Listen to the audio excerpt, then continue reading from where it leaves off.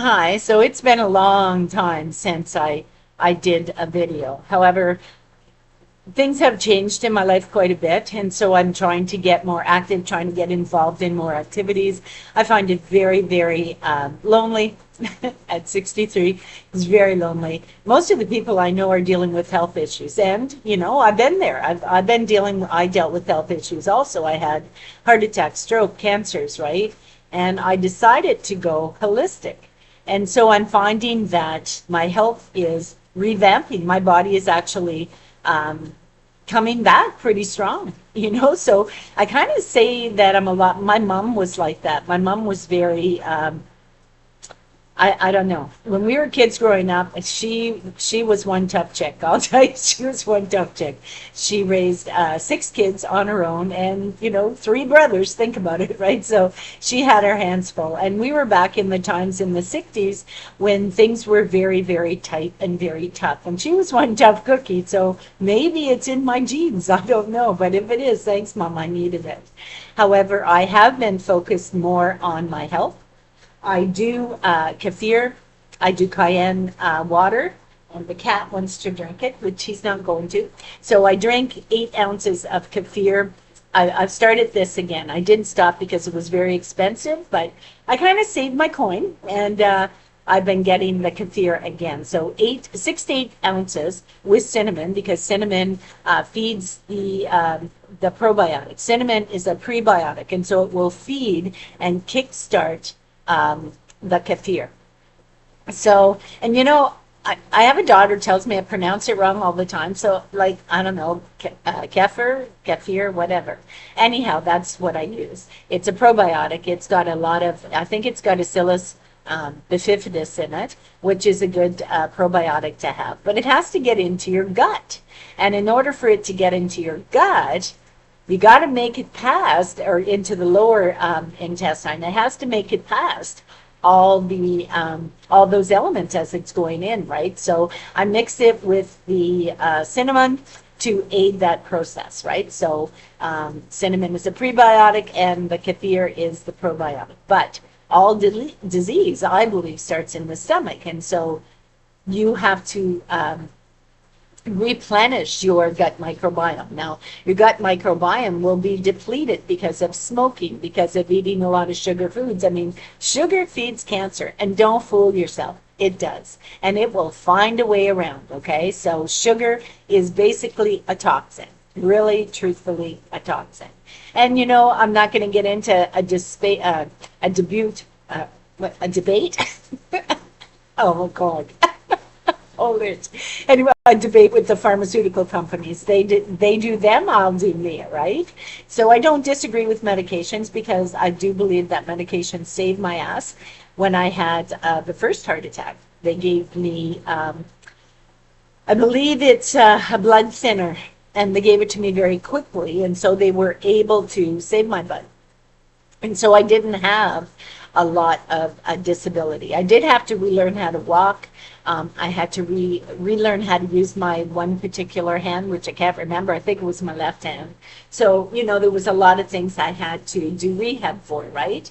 So, I mean, I don't even know where the stories going. However, I've been off YouTube for a while, so um, I've been focused on my health, and I've started to walk again. See my little kitty? Anyway, I've started to walk again. I was walking 8 kilometers a day, but I had to stop because we have some situations taking place in my neighborhood that were kind of scary. It was kind of sketchy. So I was very leery on it. But I am going to try to start a walking group with women my own age, 60 plus, and see if maybe I can get some women interested in hanging on to their bodies as long as they can. Okay, so that's just part of it. However, I wanted to talk about something that has taken place, and it's so unbelievable, right? So Facebook is a good thing. I think it is because it helps you reconnect with friends and things. So I was just kind of scrolling on Facebook, and I seen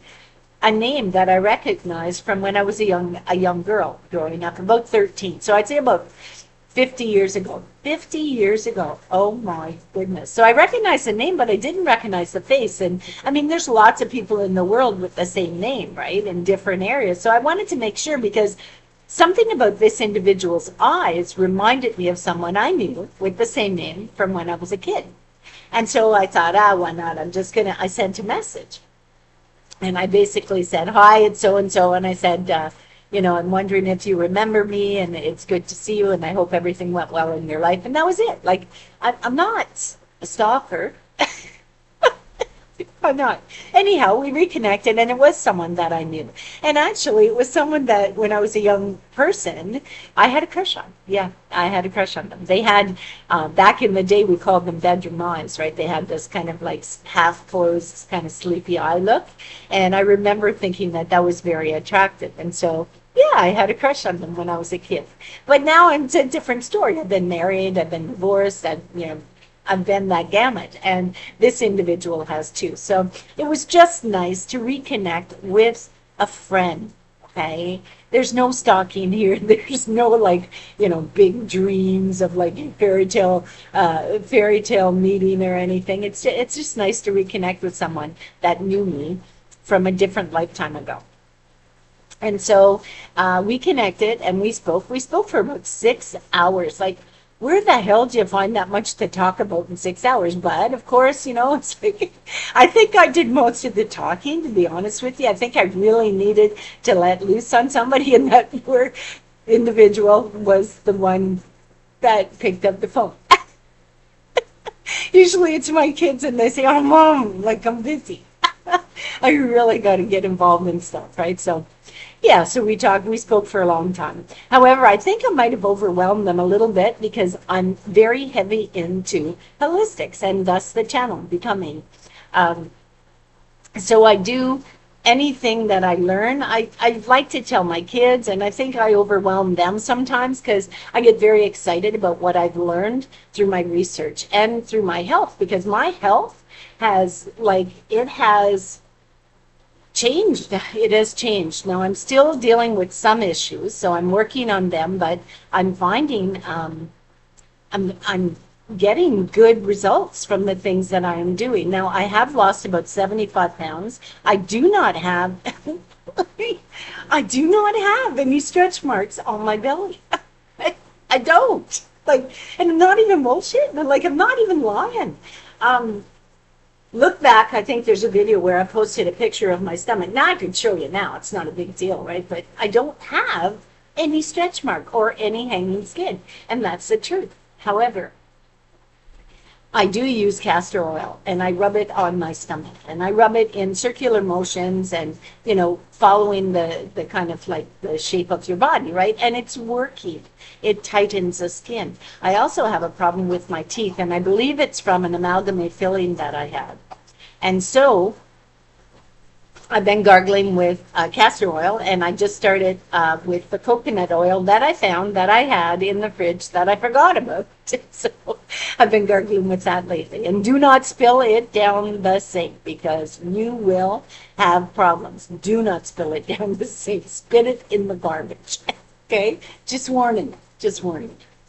Anyhow, as you notice on there's a bottle of cayenne water. I do take one mouthful of cayenne water every day, religiously, because what cayenne water will do, and what it's been doing for me, is it helps keep my cholesterol to zilch. Yeah. So when I had the stroke, I was told that I had one particular type of stroke, a hemorrhagic stroke, when in actuality I had an aneurysm that busted, right? So, yeah, so there was a lot of things that I had to research. I mean, I wasn't supposed to be taking one aspirin a day. I was. They told me to take an aspirin a day. I was. I am not doing that anymore. I drink cayenne water, one mouthful. But I also have to be very, very careful with the cayenne water because the cayenne water is a thinner. So if my blood vessels are already thin, I might I might push that a little bit too much. So I got to be very careful how much cayenne. So one mouthful a day is enough. And sometimes I'll go like 2 days and have one mouthful every 2 days, but it does work. And I have limited my carbs, no sugar, no sugar. I have to start taking care of my body and have to be more strict with it. And I haven't been. I've been lackadaisical because being on a low budget, living in Canada as a senior, it's really tough. It's tough to afford the groceries. Now, I do OMAD, which is one meal a day, which is, it's working for me. I'm not saying anybody to do it, but if you have a few issues with your health, look to your gut microbiome.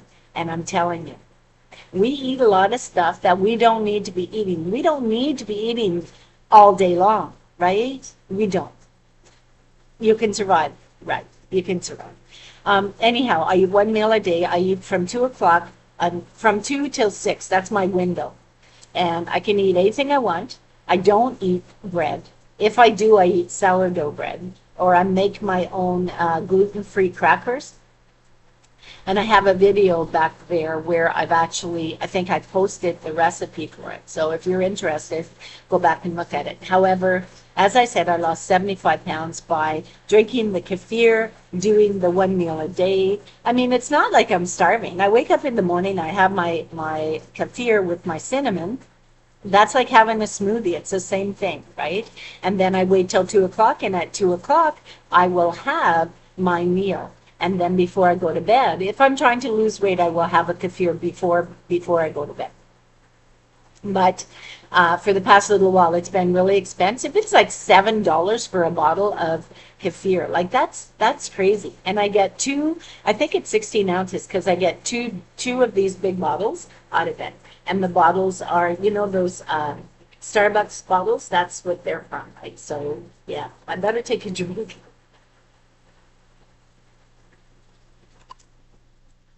Anyhow, there's a few things I wanted to also put out there.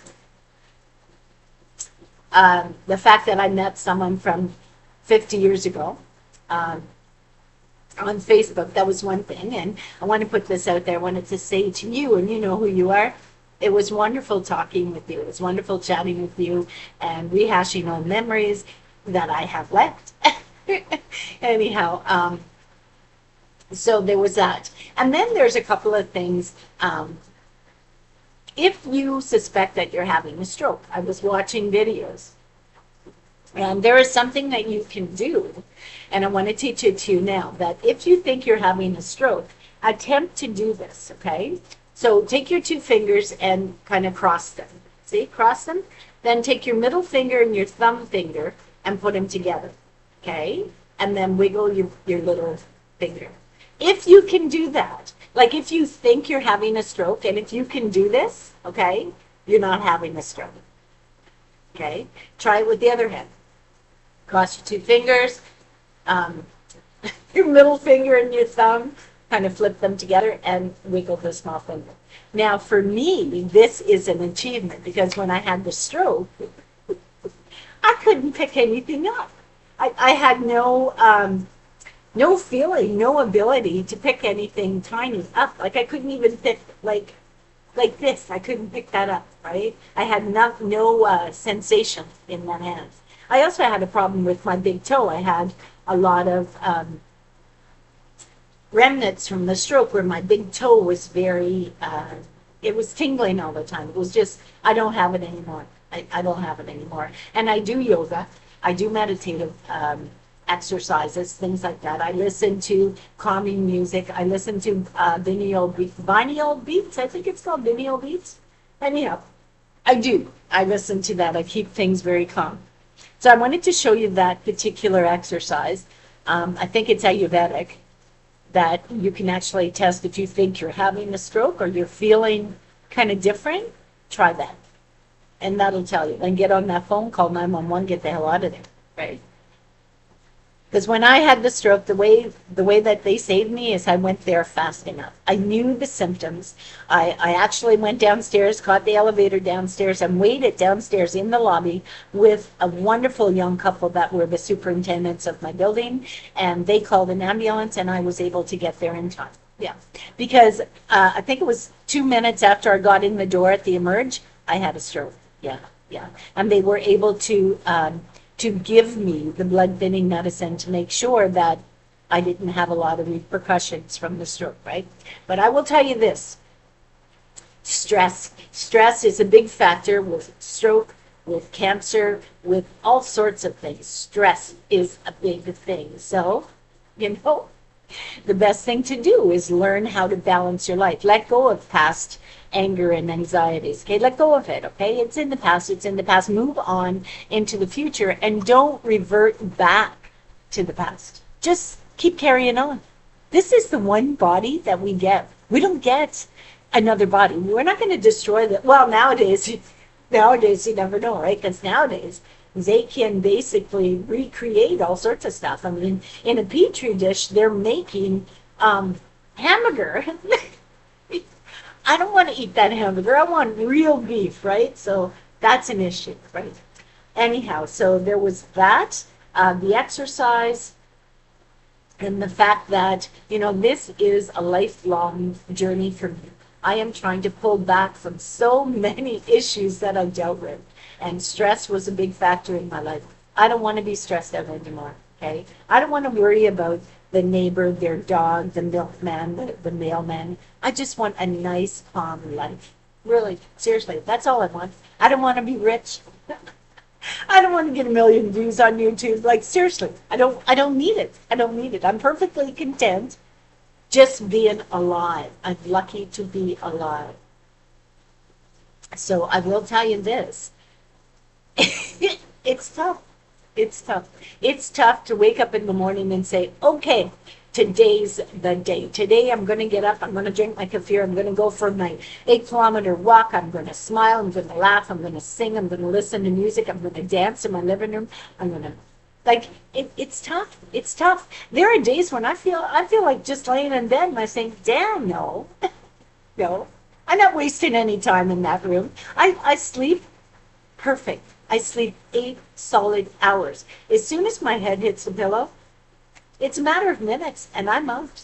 And I wake up exactly, and I timed it, exactly 8 hours later. So my body knows what it needs and my body is getting it, right? So I'm happy. I'm content. I'm going to let you go because I can carry on and on and on and on and on. When you're a senior and you don't get a lot of visitors, it's really easy. Like making these videos, it helps keep my mind active. So I hope you enjoy it. I hope you subscribe. I think there's a little button down there. Subscribe, and we'll be on this journey together. So I shall see you on the next video. Take care. All my love. Bye.